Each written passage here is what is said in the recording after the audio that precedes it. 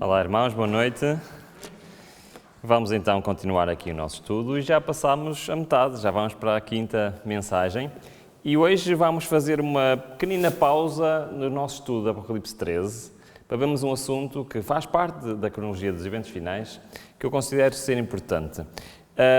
Nós então começámos no sábado por ver em Apocalipse 13 quais eram os dois poderes que estavam em questão, Roma Papal e os Estados Unidos. E depois andámos a estudar o passado e vimos que já houve leis dominicais no passado, certo? Lembram-se? E no passado quantas é que houve? 5? Muito bem, alguém estava atento. E nós já vimos quantas das 5 em relação ao futuro? Quantas é que já vimos? Vamos recapitular. Nós vimos uma primeira, certo? Uma primeira lei dominical que será parar o mundo no dia do domingo. E vimos quais serão os argumentos, quais são os argumentos que estão a ser usados e que se servirão como principais argumentos para justificar esta lei. São eles moral e científico. E vimos que esta profecia se encontra em Apocalipse 13, 14. Depois vimos uma segunda lei, que seria trabalhar ao sábado. E está em Apocalipse 13, 16. E esta então significa receber o selo de Deus ou a marca da besta. Lembram-se? Sim? E também vimos que o argumento para esta será um argumento financeiro. Mas também já vimos o quê? Uma terceira. Qual é a terceira que nós vimos? Nós vimos então que uma terceira lei será de comprar ou vender. E encontra-se em Apocalipse 13, versículo 17, e que significa controle total. Ou seja, nesta altura o povo de Deus terá de se sustentar a ele próprio. Ora, ainda vai haver mais. Vamos estudar e vamos ver que realmente no futuro, assim como no passado, teremos 5 fases diferentes, ou 5 leis dominicais, se quiserem. Mas hoje vamos parar um bocadinho e ver o que é que, entretanto, vai estar a acontecer à Igreja, ao povo de Deus. Pode ser? Sim? Ok. Eu queria começar por o texto em Apocalipse 12, 17, que é um texto que se ouve muitas vezes nos púlpitos adventistas. E ele diz o seguinte: "E o dragão irou-se contra a mulher, e foi fazer guerra aos restantes de sua descendência, os que guardam os mandamentos de Deus e têm o testemunho de Jesus Cristo." E isto aqui é muitas vezes denominada, portanto, esta mulher é, segundo a profecia, uma igreja, e é denominada como uma igreja que é remanescente. Muito bem. E tem 2 características desta igreja remanescente: guarda os mandamentos de Deus e tem o testemunho de Jesus Cristo. Ora, eu muitas vezes tento-me imaginar como é que foi a João estar lá na ilha de Patmos a assistir às visões que Deus estava a dar. O livro do Apocalipse é composto de 10 partes. Temos uma introdução, temos uma conclusão e no meio temos 8 visões. 8 visões diferentes que João assistiu. E a determinada altura, isto é mais para o final do livro, João já estava tão... acho que já estava a ver tantas coisas, já estava tão admirado com tudo o que estava a ver, que ele fez uma coisa estranha. Sabem o que é que ele fez? Ele prostrou-se diante do anjo que estava com ele e começou a adorar o anjo. E o que é que o anjo lhe disse? Não. Então, João, então, sou um servo do Deus Altíssimo como tu és. Mas um pouco mais à frente, mais uma vez, João estava tão... aquilo estava a ser, se calhar, mais do que ele conseguia aguentar, estava tão maravilhado que ele fez novamente o mesmo, certo? E o que é que o anjo lhe disse outra vez? Não, João, não faças isso. Então nós, normalmente, costumamos usar estes 2 textos, eu vou colocar estes 2 textos, para definirmos o que é que quer dizer têm o testemunho de Jesus Cristo, ou seja, o que é que isto quer dizer para a igreja remanescente. Então, no primeiro episódio, encontra-se em Apocalipse 19, 10, e diz: "Então me lancei a seus pés para adorá-lo, mas ele disse: não faças tal, sou conservo teu e dos teus irmãos, que têm o testemunho de Jesus. Adora a Deus, pois o testemunho de Jesus é o Espírito de profecia." E se formos agora comparar com o Apocalipse 22, temos exatamente a mesma cena. "Prostei-me aos pés do anjo que me mostrava para o adorar, e ele disse: olha, não faças tal, porque eu sou conservo teu e dos teus irmãos, os profetas, e dos que guardam as palavras deste livro adora a Deus. Ou seja, por este texto nós concluímos que as duas características da Igreja remanescente é ter o quê? Guardarem os mandamentos de Deus e, de acordo com que nós estamos a estudar nos eventos finais, isto tem lógica ou não? Quem é que está em causa? Não é a lei de Deus? E não é o selo do Deus vivo que faz parte integrante da lei de Deus? É. Mas depois diz o quê? Tem o testemunho de Jesus, que, de acordo com o que João está a especificar, significa que tem profecia, tem o espírito de profecia, o dom profético. O espírito profético faz parte da Igreja remanescente. E isto é interessante porque em Amós 3,7, todos conhecem este versículo, certamente o Senhor Deus não fará coisa alguma sem primeiro revelar o seu segredo aos seus servos, os profetas. E o relato bíblico é consistente nisto, ou seja, sempre antes de uma grande intervenção de Deus na humanidade, e ele usa os profetas para avisar ou não usa? Para dar detalhes importantes ou não usa? Sim. E nós estamos a aproximar-nos da maior intervenção da história de Deus nesta terra, não é? A segunda vinda de Cristo. É óbvio que que Deus não ia enviar a Cristo, o Pai não ia enviar a Cristo a este mundo sem usar este método, ou seja, de avisar, de dar detalhes, de realmente reforçar, essa profecia antiga. Aliás, Jó é muito claro que no tempo do fim haverá dom profético.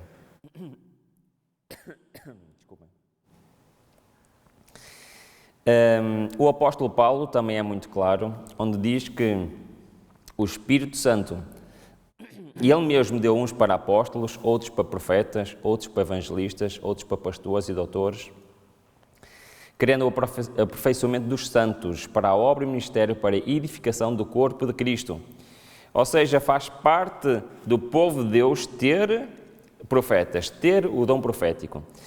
E claro que estamos só a fazer aqui um pequenino resumo para fazer a introdução ao tema de hoje. E Paulo também é muito claro que o povo de Deus não tem nenhum dom em falta. E é por isso que João escreve em Apocalipse estas características do povo remanescente que tem um foco nos mandamentos de Deus, naquilo que o Senhor quer para a humanidade, mas também são uma manifestação do espírito de profecia.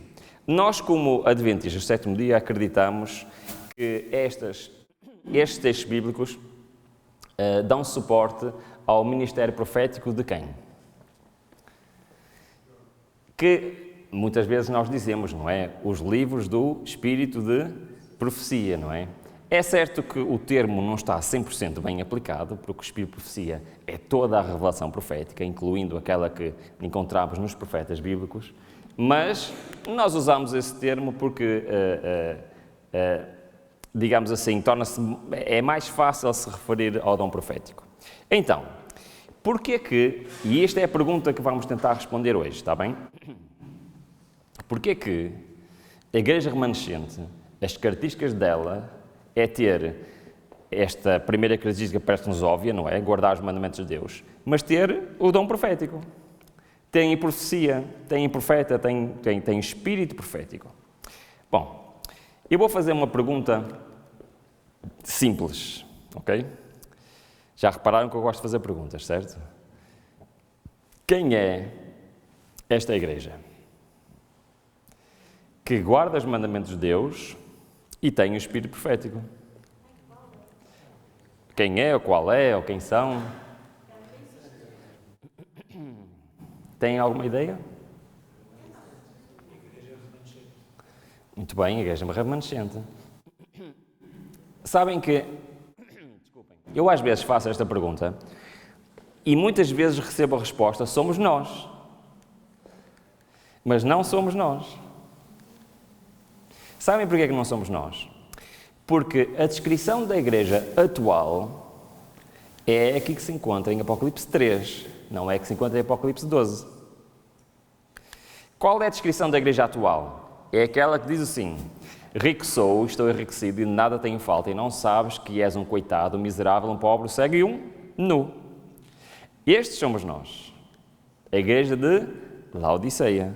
A igreja de Laodiceia e a igreja remanescente dos eventos finais não é a mesma coisa. Então, pensem comigo e vamos tentar pensar juntos. E já agora, obrigado. E já agora, vejam a característica da igreja remanescente que vai pregar as 3 mensagens angélicas. Reparem bem no que diz. Diz o seguinte: da sua boca não se achou engano, porque são irrepreensíveis diante do trono de Deus. Parece-vos as mesmas pessoas... Desculpem, estou a andar para a frente. Parece-vos as mesmas pessoas que estão aqui, pobres, miseráveis, cegos e nus?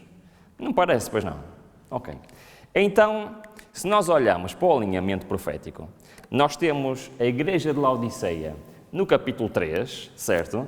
Que somos nós. Temos no capítulo 14, 6 a 12, a pregação final das 3 mensagens angélicas, que vai ser feita por aqueles que estão descritos do versículo 1 a 5, ou seja, a igreja remanescente, que nestes versículos tem um outro nome, é os 144.000. Vamos falar no sábado sobre eles.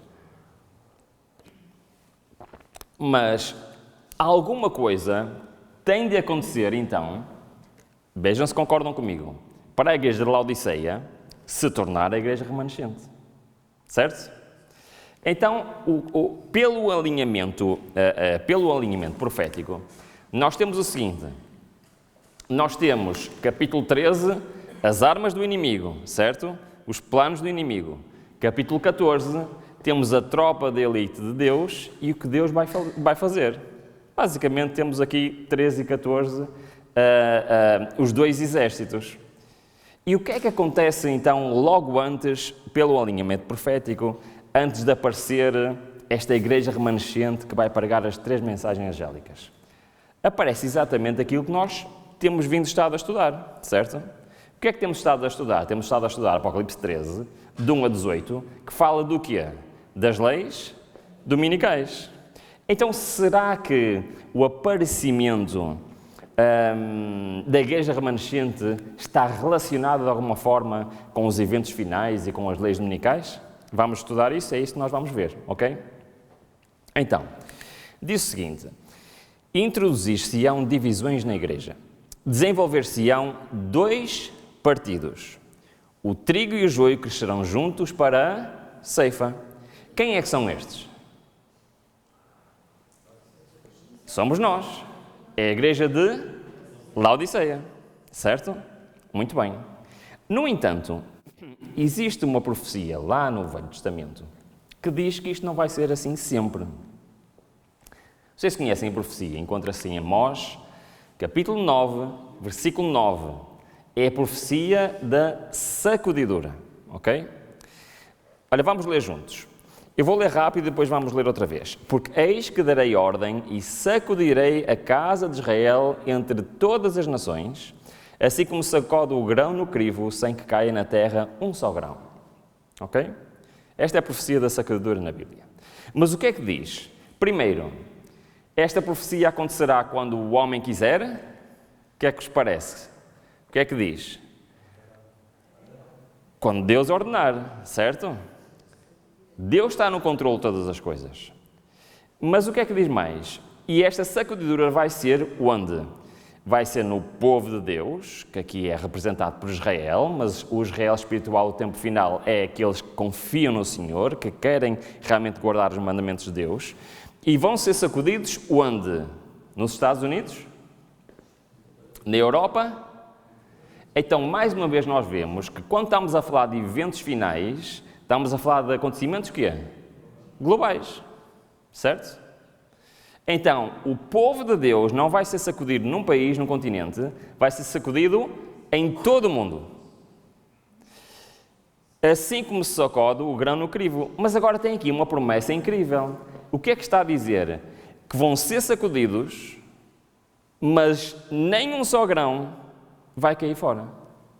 O que é que vai cair fora? O que é que vai saltar fora? A palha, o joio, certo? Isto é uma promessa extraordinária, não é? Muito bem. Então, a Bíblia está a dizer muito claramente, vai chegar a uma altura povo de Deus vai ser sacudido, mas quem salta fora são aqueles que não são 100% fiéis ao Senhor. Acho que posso dizer assim. E aqueles que são 100% fiéis vão ficar onde? Vão ficar, ok? Muito bem, então vamos tentar desenvolver. No Espírito de Profecia, desculpem dizer assim, mas é mais fácil para nós entendermos, diz o seguinte: haverá uma sacudidura da peneira. Quando? No devido tempo. E agora só um pequeno parênteses. Nós estamos a falar da sacudidura final, está bem? Porque já há sacudiduras e pode haver sacudiduras locais, está bem? Como já houve e poderá haver. Mas nós estamos a falar da final que vai englobar toda a terra simultaneamente, está bem? Haverá uma sacudidura na peneira. No devido tempo, a palha precisa ser separada do trigo. Por se multiplicar a iniquidade, o amor do mundo está esfriando. E este é precisamente o tempo em que quê? O genuíno será mais forte. Isto está em paralelo com o que acabámos de ler em Amós 9:9, sim ou não? Sim, está perfeito. Então, será que podemos assumir que é nesta altura em que vai haver uma pressão para quem quer cumprir com a lei de Deus que vai acontecer isto? Vamos ver. Quando a lei de Deus for anulada, sua igreja será peneirada por provas terríveis. E uma proporção maior do que agora podemos prever dará ouvidos a espíritos enganadores e doutrinas de demónios. Vamos parar aqui, que este é um texto muito importante. Então, parece que o alinhamento que nós temos na Bíblia que está correto. Exatamente antes de termos a tropa da elite de Deus pronta para proclamar as 3 mensagens angélicas, nós temos a descrição de quê? Das leis dominicais. Então, durante o período das leis dominicais, alguma coisa vai acontecer à igreja. O que é que vai acontecer? Ela vai ser sacudida. Ok? Então, quando a lei de Deus for anulada. Mas tem aqui uma frase que eu acho que é muito importante, que diz que uma proporção maior do que agora podemos prever dará ouvidos a quê? Lembram-se da profecia que nós estudámos de Apocalipse 16, que vi sair da boca espíritos semelhantes a quê? A rãs. Nós estudámos o que é que queria dizer a rãs, o que é que quer dizer, não se lembram? A comunicação social, ou seja, que os argumentos que vão convencer o mundo vão ser veiculados principalmente pela comunicação social. Então nós vemos o quê? Que mesmo dentro do povo de Deus, muitos vão acreditar. Isto é incrível, não é? Como é que o povo de Deus, que conhece a palavra do Senhor, que estuda as profecias, a maioria, ou uma grande parte, vai ser o quê? Enganada. E sabem porquê que eu estou aqui hoje? Porque eu não quero que nem eu, nem vocês, façam parte deste grupo. Vamos continuar. Não vai longe o tempo em que a prova sobrevirá a toda a alma. A marca da besta nos será recomendada com insistência. Os que passo a passo cederam às exigências do mundo e se sujeitarem a costumes mundanos, não acharão difícil submeter-se aos poderes dominantes, de preferência a expor-se a escárnios, a insultos, ameaças de prisão e morte. Nesse tempo, o ouro será separado da escória na igreja. Então, é precisamente na altura em que após a primeira lei dominical, e já estamos a insistir na segunda lei dominical, e depois começa os eventos a se desenrolarem, é precisamente nesta altura que o que é que vai acontecer ao povo de Deus? Vai ser sacudido. Muito bem. Então vemos que o alinhamento profético de Apocalipse se confirma, mas agora falta nós percebermos qual o motivo da sacudidura. Ok? Já sabemos a altura, falta saber o motivo, e o motivo eu acho que é muito importante. Vamos continuar. Diz o seguinte: estamos no tempo da sacudidura. tempo em que cada coisa que se pode ser sacudida, sacudir-se-á. Deus não desculpará, e agora eu vou fazer perguntas, está bem? Quando acabar de ler isto. Deus não desculpará os que conhecem a verdade se não obedecerem a seus mandamentos por palavra e ação. Lembram-se, nós temos estudado e comparado uns versículos de Apocalipse 13 com Deuteronômio 6. A diferença entre o I e o OU. Lembram-se ainda o que isso quer dizer? Pois é. É que para estarmos do lado de Deus, nós temos que ter os mandamentos onde? Nossa testa e na mão. Ou seja, temos que aceitar, e para além de aceitar, temos de agir. Certo? E o que é que diz este versículo, esta citação? Não é exatamente o mesmo? Não há desculpa. Na altura dos eventos finais, quem não obedecer, não só do palavra, ou seja, não só acreditar, mas também agir, automaticamente está ao lado do inimigo. Isto é muito interessante, porque é exatamente nesta altura em que haverá a sacudidura. Alguns que agora estão dispostos a empunhar as armas da peleja, em ocasiões de verdadeiro perigo, tornarão manifesto que não edificaram sobre a sólida rocha. Eles cederão à tentação, os que tiveram grande luz e preciosos privilégios, mas não os aproveitaram, sob um pretexto ou outro, onde retirar-se de nós. Então vai haver uma divisão. Dentro do povo de Deus vai haver uma divisão, ou seja, o cumprimento da profecia de Amós 9 vai ser exatamente nesta altura. E eu queria agora ler um texto que para mim é um texto muito difícil de ler, ok? Porque só de pensar que isto pode ser uma realidade, mexe comigo. Diz assim, porque está a falar do povo de Deus, está a falar de nós hoje. Se me puderem ajudar, que isto não está a avançar, obrigado. Os que tiveram oportunidades para ouvir e aceitar a verdade e se uniram à Igreja Adventista do Sétimo Dia, considerando-se o povo de Deus que guarda os mandamentos, mas não possuem mais vitalidade e consagração a Deus do que as igrejas nominais, serão atingidos pelas pragas de Deus, tão verdadeiramente como as igrejas que se opõem à sua lei. Não sei o que é que vocês acham de uma citação destas, mas é forte, não é? Isto só vem a reforçar aquilo que nós temos vindo a estudar ao longo desta semana. Que o tempo de preparação não é quando as coisas começarem a acontecer. O tempo de preparação é hoje. É hoje que eu me tenho que preparar. Porque, sabem, estas profecias vão todas se cumprir. Então eu queria chamar a atenção que nós já vimos que vai haver uma sacudidura, já vimos quando é que ela vai haver, durante este período dos eventos finais, e agora eu queria que prestassem muita atenção aos próximos textos, porque os próximos textos vão-nos dizer, ok, qual o motivo.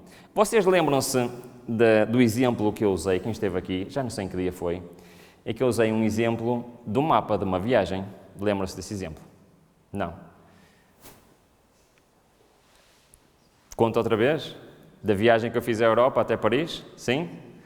Então, nós fizemos uma viagem, está aqui a minha mãe, ela lembra-se. Fizemos uma viagem até Paris, nos anos 80, que não havia o quê? GPS, certo?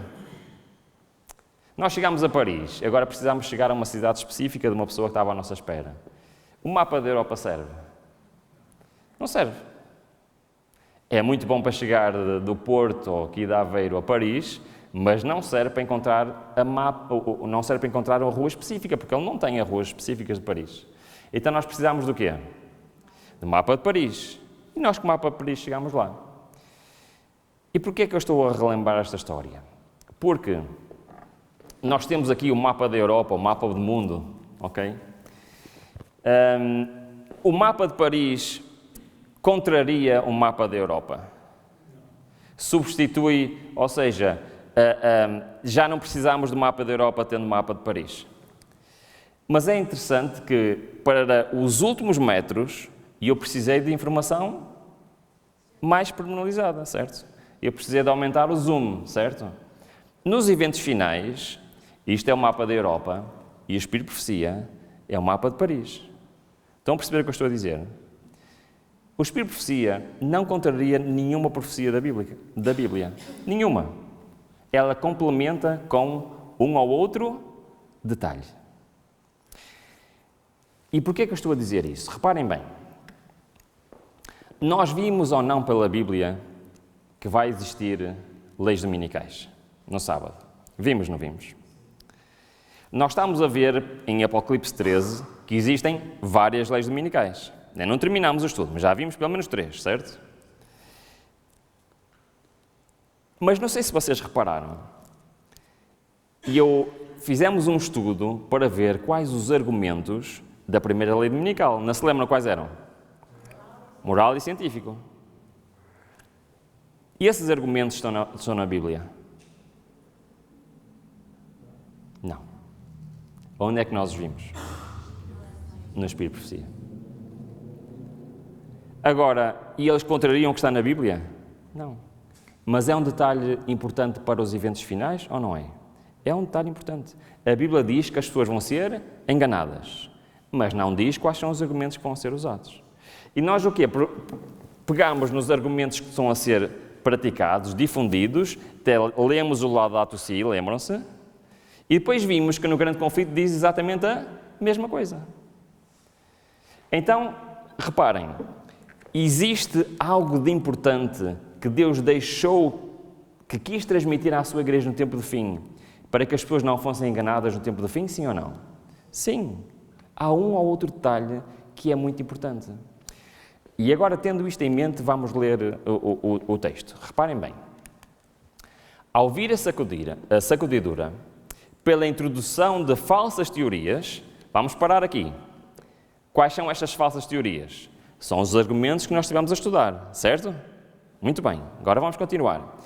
E esses leitores superficiais, ou seja, aqueles do povo de Deus que têm um conhecimento superficial da Bíblia, que têm um conhecimento superficial do Espírito de Profecia, que não conhecem as coisas em detalhe, certo? Não ancorados em parte alguma, são como a areia movediça. Escorregam para qualquer posição para agradar a tendência dos seus sentimentos de amargura. Estão a perceber o que é que está a dizer este texto? Que dentro do povo de Deus, nós temos pessoas que têm o quê? Que são leitores superficiais. O que é isto? Têm o conhecimento geral da Palavra de Deus, acreditam na Palavra de Deus, mas não têm um conhecimento que é? Estou sozinho. Um conhecimento profundo, certo? Muito bem. Então, eles não estão, o que é? Ancorados. Agora faço-vos uma pergunta. Para estarmos ancorados, precisamos de quê? De uma âncora. É muito interessante. Porque reparem bem, qual é o papel dos escritos da mensageira do Senhor no tempo do fim? Reparem bem. Estas mensagens foram-me representadas como uma âncora para o povo de Deus. Aqueles que as compreendem e recebem serão preservados de serem varridos pelos muitos enganos de Satanás. O que é que acham deste texto? Sabem que Satanás tem argumentos incríveis e nós vamos ver amanhã que os argumentos não são assim tão ilógicos que nós podemos pensar. Mas o que é certo é que Deus tem um plano para a sua igreja no tempo do fim. E esse plano é que a sua igreja não seja enganada. Mas para não sermos enganados, nós precisamos saber o que é. Qual é o engano? Se nós não sabemos, seremos enganados. Perguntei qual o sentido da sacudidura que eu acabava de presenciar. E foi-me mostrado que fora causado pelo positivo testemunho, motivado pelo conselho da testemunha fiel aos... Pois é. Nos eventos finais, agora vamos tentar imaginar esta cena. As leis dominicais já são a ser postas, a ser implementadas. Os argumentos estão a convencer todo mundo. Isso vai criar uma pressão no povo de Deus, sim ou não? Pois é. A pressão vai ser tal que vai haver uma divisão na igreja. E sabem o que é que vai dividir a igreja? Eu vou ler mais um texto. Esse testemunho terá o seu efeito sobre o coração de quem o recebe, levando a exaltar a norma e declarar a positiva verdade. Alguns não suportarão esse claro testemunho, opor-se-ão, e isso causará uma sacudidura entre os filhos de Deus. Sabem o que é que vai causar a sacudidura? Aceitar ou rejeitar o espírito de profecia. Isso é o que vai dividir a igreja em dois. Isso é que vai fazer com que muitos abandonem o barco. A sacudidura será o resultado de aceitar ou não os pequenos detalhes que Deus deu para navegar o seu povo nos últimos metros. Agora quero fazer uma pergunta. Acham que isto já está a começar a acontecer ou não? Eu já estive em países em que isto é perfeitamente normal. E dentro do povo de Deus temos muitas pessoas que hoje já não aceitam a inspiração da mensageira do Senhor. Mas o que a profecia nos diz é que isto não vai melhorar, vai piorar. Até um ponto que este assunto vai dividir a igreja. Então agora voltamos ao ponto de início. Reparem, porquê que Apocalipse diz que a igreja remanescente tem os mandamentos de Deus? É isto que está a ser posto em causa ou não é? Sim, e tem o Espírito de profecia. Pois é. Aqueles que vão fazer parte da igreja remanescente serão aqueles que vão continuar a aceitar o Espírito de profecia na sua totalidade. E é exatamente o que este texto nos está a dizer em Apocalipse 12:17. Uma coisa é certa, os adventistas do sétimo dia que se colocam sob o estandarte de Satanás abandonarão primeiro a sua fé nas advertências e repreensões contidas nos testemunhos do Espírito de Deus. Sabem o que é que este texto quer dizer quando se refere a testemunhos? Alguém sabe? Não? Sabem que é esse o termo que é usado pela escritora para os seus próprios escritos. Então o que é que o texto está a dizer? Que no tempo do fim, os adventistas que vão fazer o quê? Ser sacudidos e saltar fora. Vão passar a ser o quê? Vão se colocar sob o estandarte de Satanás. Primeiro, abandonarão a sua fé no Espírito da profecia. Nos testemunhos do Espírito de Deus. É por isso que o último engano de Satanás será anular o testemunho do Espírito de Deus, os escritos inspirados. Não havendo profecia, o povo se corrompe. Satanás operará habilmente, de várias maneiras e por diferentes instrumentalidades, para perturbar a confiança do povo remanescente de Deus no verdadeiro testemunho. E isto, então, provocará uma sacudidura. Sabem, irmãos, eu já fiz parte do grupo dos Adventistas do sétimo dia que não, eu não diria que não acreditava, mas que não dava valor ao Espírito de profecia. Ok? Fiz parte do grupo de irmãos que estão há dezenas de anos na igreja e simplesmente não davam nenhuma importância ao que estava escrito. É verdade que nós temos que distinguir o que são livros que foram escritos pela Sra. White e do que são compilações, ok? São coisas diferentes. E devemos primeiro ler os livros que ela escreveu. Eles são só 23. A Sra. White só escreveu 23 livros, ok?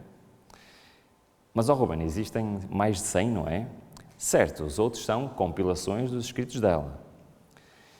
E as compilações são uma bênção, mas têm o seu lugar. Tem o seu lugar porquê? Porque, vamos lá ver se eu explico qual é a diferença. Sabem qual é a diferença entre um livro e uma compilação, certo? E vou dar um exemplo prático. Ela tem várias cartas que escreveu a vários casais ou futuros casais que tinham problemas, ok? E essas cartas foram compiladas e foi feito um livro. Ou então ela tem várias cartas que escreveu a pessoas com problemas de saúde, certo? E essas cartas foram compiladas e deu o livro Conselhos sobre o Regime Alimentar, ok? Ora, nós temos de ter a noção, quando estamos a ler o livro Conselhos de Regime Alimentar, que cada uma daquelas cartas foi escrita para uma pessoa com um problema de saúde diferente, ok? A não ser que eu tenha todos os problemas de saúde, todas as pessoas que estão lá está, e eu vou aplicar tudo aquilo na minha vida. Estão a perceber o que eu estou a dizer? Então é excelente material para estudar, mas é diferente de um livro que ela escreveu, ok? Então nós temos de ter essa noção. No entanto, eu quero vos dizer que quando um cristão adventista decide estudar a palavra de Deus a sério, e quando um cristão adventista do sétimo dia lê livros como o Patriarcas e Profetas, Profetas e Reis, o Desejo das Nações, o Atos dos Apóstolos, o Grande Conflito, a Parábolas de Jesus ou o Maior Discurso de Cristo, irmãos, é impossível a nossa fé continuar igual. É impossível. Porque a palavra do Senhor e os escritos proféticos transformam a vida das pessoas. E é por isso que o texto que nós lemos é que os leitores superficiais vão ser enganados. Sabem o que quer dizer o contrário? Quer dizer que quê? Quem estuda, quem sabe o que vai acontecer, o que é que vai acontecer a essas pessoas? Vão perceber perfeitamente o que está a acontecer. Por isso nós temos um privilégio tão grande e por causa deste privilégio nós não temos desculpa para sermos enganados. Concordam comigo, sim ou não? Não temos nenhuma desculpa. Se nós não sabemos as coisas, é porque nós não queremos. Eu nunca sonhei sequer estar aqui, sou-vos sincero. Ou ser um pregador, nunca pensei, nunca sonhei nisto. Em 2012, eu não sabia absolutamente nada de Bíblia. Eu não conhecia as doutrinas da igreja. Eu não sabia explicar nenhuma doutrina.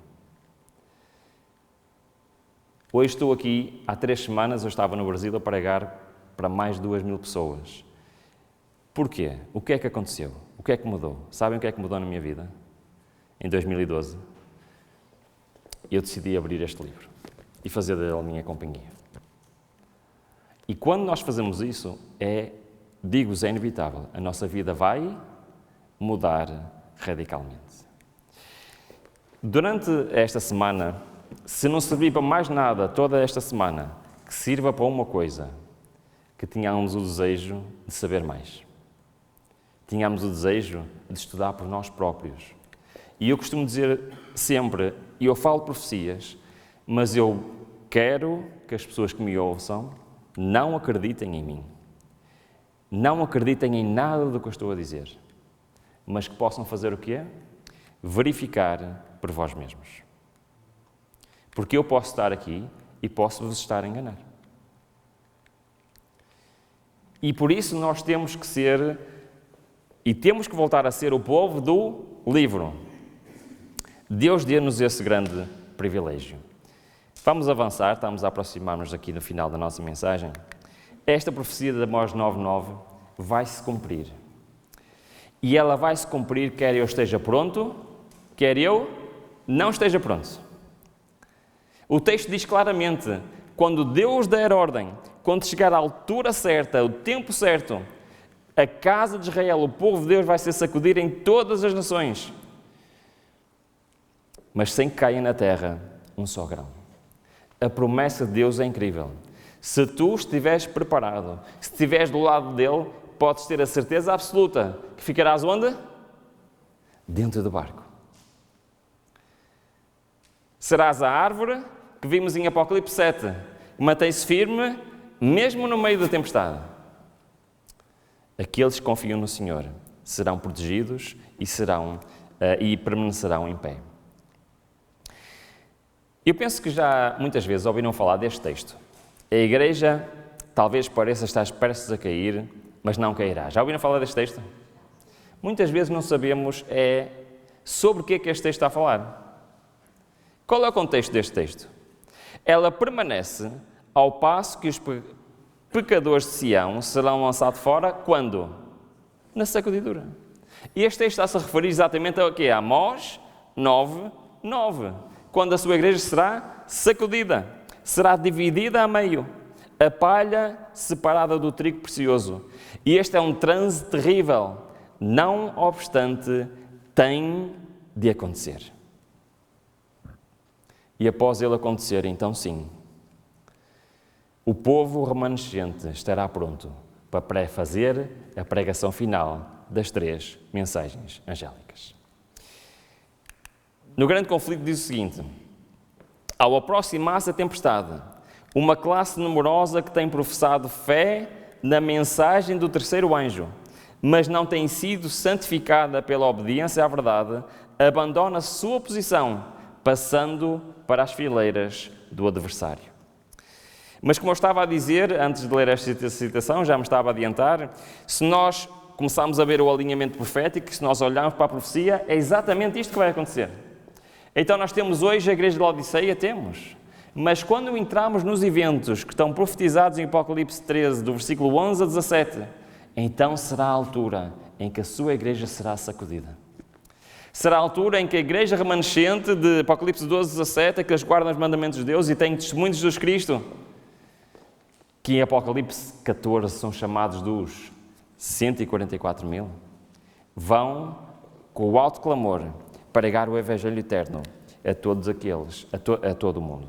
Agora, aqueles que não têm, que não conhecem a verdade, têm uma segunda oportunidade, sim ou não? Sim, têm.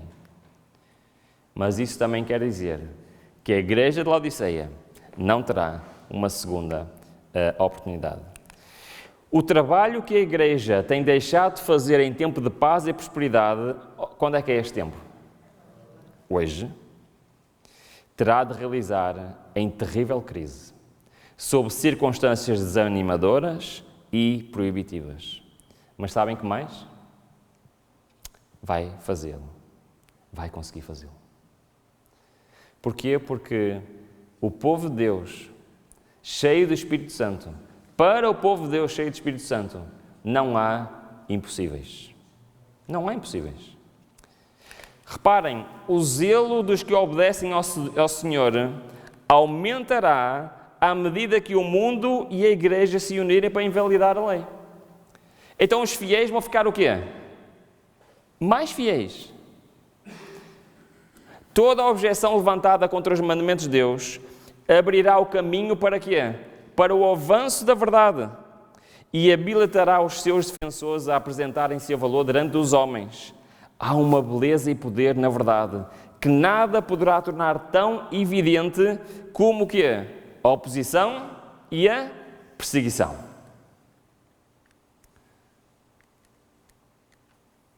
Quem estiver do lado do Senhor, está mesmo do lado do Senhor. Ninguém vai conseguir disfarçar. Hoje, podemos ser cristãos faz de conta. Podemos perfeitamente ser cristãos faz de conta. Até podemos ser anciões, anciãs, líderes, e ser cristãos faz de conta. Mas nesta altura, será impossível. E o último texto de hoje, estandarte após estandarte, era arrastado no chão, à medida que grupo após grupo do exército do Senhor se juntava ao inimigo, e tribo após tribo das fileiras do adversário se unia ao povo de Deus que guarda os mandamentos, aqueles lá do Apocalipse 12, 17. Mas reparem na promessa, os lugares vagos nas fileiras serão preenchidos com os que foram representados por Cristo, como tendo chegado na hora 11ª. Nesta altura, muitos que nunca ouviram a verdade vão reparar que aquilo que hoje nós falamos, afinal é verdade. E mesmo na altura mais terrível da altura deste planeta, mesmo na altura que tantos enganos estão a circular, muitas pessoas vão lá para a palavra de Deus e vão dizer o quê? Afinal, é mesmo verdade. Afinal, estamos a ser enganados. E todos aqueles que aceitarem o Senhor, mesmo nesta altura, a altura tão difícil, farão parte do povo de Deus no tempo do fim. Mas este estudo que fizemos hoje traz-nos, o que é que vocês acham? Traz-nos mais peso de responsabilidade ou não? Percebem o que eu estou a dizer? Deus fez tudo. Eu gosto muito de um texto que diz o seguinte, um texto da serva do Senhor que diz o seguinte: todas as hostes celestiais trabalham em conjunto para a salvação do homem e da mulher, claro. O que é que isto quer dizer? Reparem, quer dizer que Deus o Pai, Cristo, Espírito Santo, todas as hostes celestiais trabalham em conjunto para a minha salvação. Ou seja, fazem tudo para eu me salvar. Cristo já fez tudo o que é suficiente para a minha salvação, sim ou não? Já. Isto quer dizer que a minha salvação não depende de Deus. Porque Ele já fez tudo e continua a fazer tudo. A minha salvação só depende de quem? De mim próprio. E eu sou o meu pior inimigo, não é Satanás. Eu sou o meu pior inimigo. Eu sou o único ser vivo em todo o universo que pode impedir a minha própria salvação. E quando eu digo, quando cito este texto desde que Deus faz tudo e Deus fez tudo, uma das coisas que Ele fez foi revelar ao homem tudo o que ele precisava de saber para não ser enganado no tempo do fim. É isso que nós temos vindo a estudar esta semana. Amanhã vamos ter um tema muito importante, vamos falar sobre o aquecimento global e o último ano da história. Nós vamos ver que as coisas vão ficar ainda mais apertadas, digamos assim. Mas o que é certo é que a mensagem de todos os dias é sempre a mesma.